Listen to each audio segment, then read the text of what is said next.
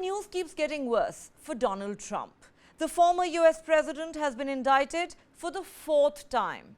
The latest indictment came from a Georgia grand jury in connection with the investigation into efforts to overturn the 2020 election results in the Peach State. Coming out hard after the fourth indictment, Trump has claimed he will produce an irrefutable report that should lead to all charges against him getting dropped. On his social media platform, Truth Social, Trump said a large, complex, detailed but irrefutable report on the presidential election fraud that took place in Georgia is almost complete and will be presented by me at a major news conference at 11 a.m. on Monday of next week in New Jersey. Based on the results of this conclusive report, all charges should be dropped against me and the others. There will be a complete exoneration. They never went after those who rigged the election. They only went after those who fought to find the riggers. That's what he has said. Now, the charges against Trump were brought by Fulton County District Attorney Fani Willis. These include violating Georgia's anti-racketeering law, conspiracy, false statements and asking a public official to violate their oath of office. Right after the indictment, Trump denounced the ruling and called the situation a total shutdown of democracy.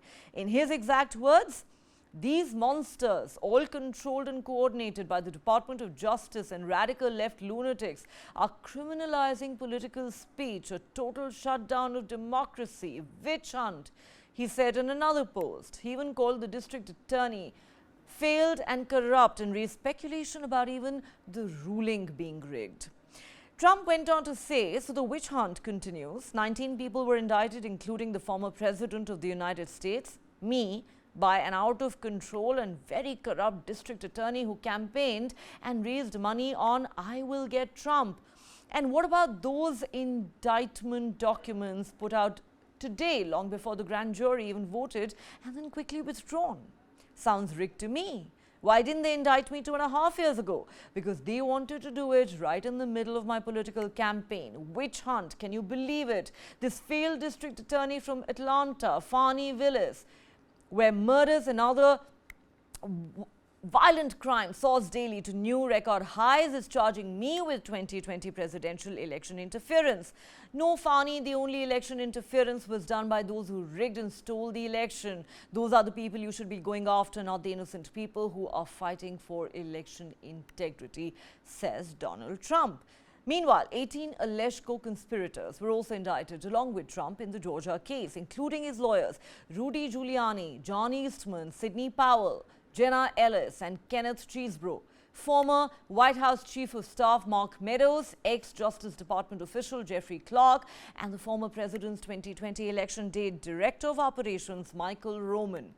Remember, Trump has also been charged in 3 other criminal cases in Manhattan, Miami and Washington, D.C., while facing a total of 91 counts. Now consider this, the potential prison sentences add up to 712 years and 6 months if Trump were to be convicted in each of these cases.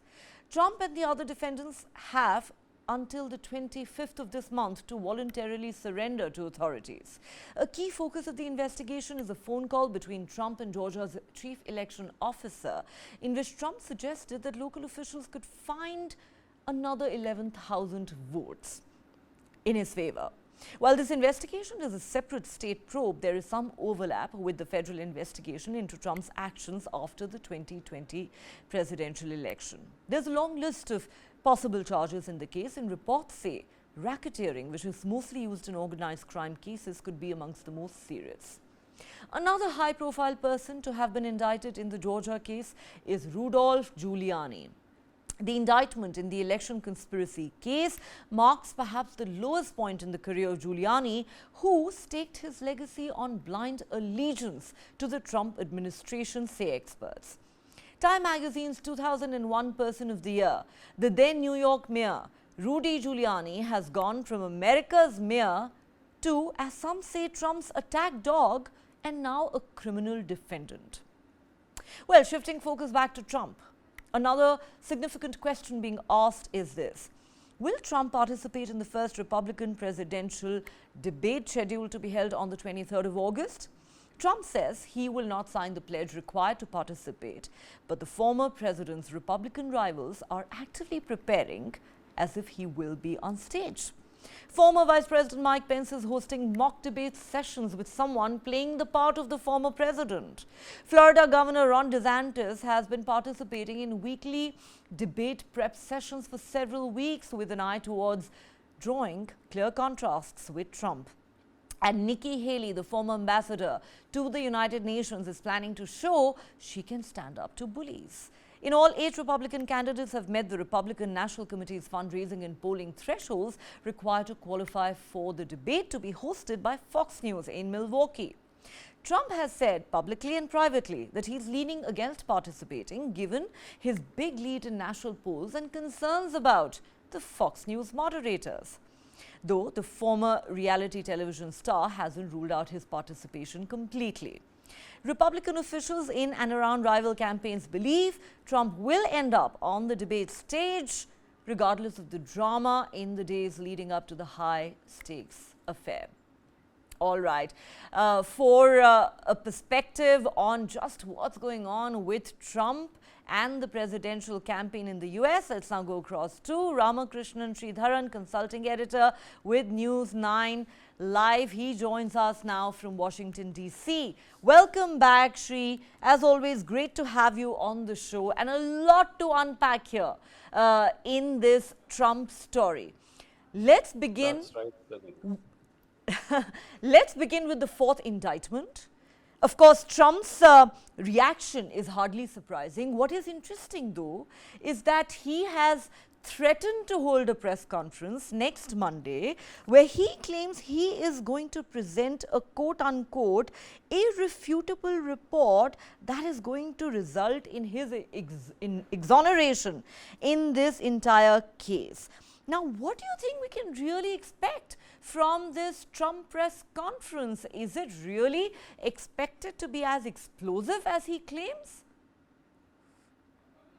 Well, right now, Neha, this is a mystery report because apart from Mr. Trump, no one else seems to know who has done this report, what's in the report, and how is even an exoneration, as he says, possible unless it's done by some legal authority or by a judicial inquiry. So at this point, it's quite a mystery what Mr. Trump is talking about. Maybe when he holds that much promised press conference, we'll know what exactly is there and who's done the report and what's in the report and how much seriously should anyone take the report. For all you know, it may just be one of those statements that Mr. Trump is prone to making in his own defense, and nothing may really come of it. But, you know, eventually the proof of the pudding is in the eating. So we'll wait for the press conference. But for now, it's quite a mystery who's done the report, what's in the report, and who is Mr. Trump really referring to when he says that he will stand exonerated when the report is made public, Neha.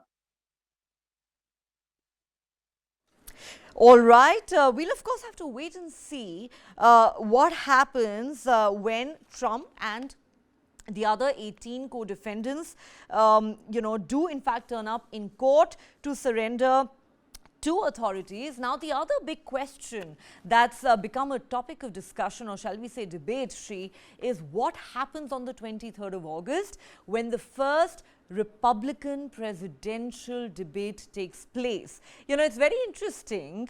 Trump hasn't even confirmed if he's going to participate. In fact, he's said repeatedly that he doesn't feel the need to take part in this debate, while all his Republican rivals seem to be preparing to take on only Donald Trump in this debate, almost assuming that he is going to be on stage that day. So stick your neck out for us. Is Trump participating or not? What do you think? Well, that's a hard one. It's $1 million question at the moment, Neha. But let me just break it down into two.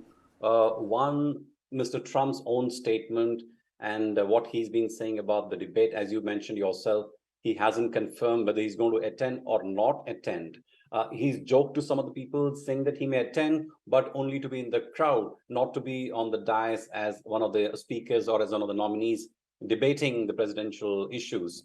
So we don't know really at this point which way he will go. But it's clear that Mr. Trump doesn't have a whole lot to gain from this debate in terms of his own popularity with the Republican Party base. He's quite clearly ahead of every other candidate by far in all opinion polls. So these debates are basically held and seen by nominees as an opportunity to gain lead over some of the weaker candidates. So in this case, Mr. Trump is clearly by far the strongest candidate. So he doesn't have much to gain by actually being part of this debate. Now, that said, Wisconsin is a state which has been very important in the presidential elections. It's been what you call a swing state. In 2016, it voted Republican. 2020, it went Democrat. It voted for Biden, Mr. Biden, President Biden. And we don't know which way it's going to go. But the opinion among Republican voters are also now divided, partly because a lot of people who testified in the election subversion case, the indictment, the inquiry which the Fulton district attorney has been conducting, many of them were actually Republicans. So if Mr. Trump is thinking that just by being Republican, he's going to get all their votes and the support, then maybe he's overestimating their loyalty and their commitment to fair play and fair elections, even though they're Republicans and supporters of Trump. I think at some point, all voters are voting in the interest of the nation, interest of democracy, and they want the US to be a vibrant democracy. So I think from that point of view, it is critical that Mr. Trump should go and debate and be seen as being part of this presidential nominee debate, Neha. And, I find it absolutely fascinating that if there is one network that has gone out of its way to promote and defend and back and endorse Donald Trump since before 2016, it is Fox News. And now Trump has actually expressed concerns about the moderators from Fox News. I really don't know what he is talking about, but there is another aspect I want to discuss with you, Shri, before we move on from this story. While Trump is the one who's grabbing all the headlines in the US and elsewhere, another individual in this entire case who strikes me as being really significant is Rudy Giuliani. Now, here's a man who'd emerged as America's hero, the then New York mayor following the 9/11 terror attacks, the Time Person of the Year. And now, you have New York Times and others saying that he's gone from America's mayor to a criminal defendant. Many call him Trump's attack dog. And the fact that he will now have to defend himself against charges that he was part of a conspiracy to overturn a US presidential election. Would you say that Rudy Giuliani is one guy who probably has the biggest fall from grace in all of this? It would seem so, Neha, because, Mr. Giuliani was almost worshipped as a role model, as the mayor that all American cities ought to have, because he did clean up. He did get violence, prostitution, drug peddling, everything off the streets of New York. And he did a great job. And ironically, he used the same RICO Act under which he has, and Mr. Trump, they have been indicted in Georgia. So it's a bit of an irony that, he now stands accused of racketeering under the same act which he used to clean up New York City. So that is why the Georgia indictment, Neha, is so much more significant than even the federal indictment, which was brought by the special investigator Jack Smith, because Georgia used the RICO Act, which allows it to represent this fraud as a collusion, as an enterprise, as a criminal venture. So which means that people like Mr. Giuliani and all the others that have been named, the other 17 people apart from Mr. Giuliani who've been named in this indictment, the risk for Mr. Trump goes up dramatically should one of them actually say that, yes, Mr. Trump asked us to subvert the elections. So that, to my mind, is probably the single biggest challenge, because you don't know who might do a plea deal with the investigators and say that, yes, I'm going to tell you really what happened. And therefore, the investigation and the prosecutor's hands stand strengthened, Neha. So that is really the big risk because of the RICO Act, which Fani Willis has used in coming up with the Georgia indictment against Mr. Trump and 18 others, Neha. Right. Well, as we said at the start of the show, the legal troubles for Trump keep worsening, but he doesn't look too worried. Because if you ask him, he says he is winning the race by a lot, as he puts it.